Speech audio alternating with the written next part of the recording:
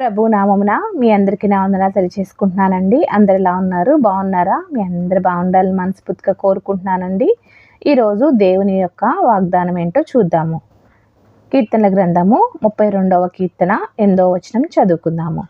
నీకు ఉపదేశం చేసేదను, నీవు నడవలసిన మార్గమును నీకు బోధించేదను, నీ మీద దృష్టి ఉంచి నీకు ఆలోచన చెప్పేదను. దేవుడు ఈ యొక్క వచనం ద్వారా ఎంతో గొప్పగా మాట్లాడుతున్నారండి. మీకు అర్థమైంది కదా, ఆయన మనకి ఉపదేశం చేస్తారంటండి.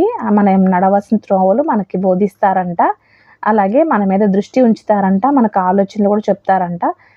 మనమందరము దేవుని యందు నిలిచి ఉన్నట్లయితే గనక ఆయన మనకు ఇవన్నీ సాధ్యపరుస్తారండి. ఇంత గొప్ప ఆశీర్వాదాన్ని దేవుడు మనకి ఇచ్చినందుకే ఆ దేవునికి వేలాది కోట్లు చెల్లించుకుంటూ ఈ యొక్క వాగ్దానం మనందరం పొందుకుందాము గాక. ఆమెన్. దేవుడు ఎప్పుడో మనకి యొక్క ఆశీర్వాదాలు ఇచ్చారండి బైబిల్ గ్రంథం ద్వారా. కానీ మనమే మన యొక్క నమ్మిక చొప్పున మనం ఒక్కొక్కటిగా పొందుకుంటూ ఉంటామండి. అందరికీ వందనాలు. Thank you.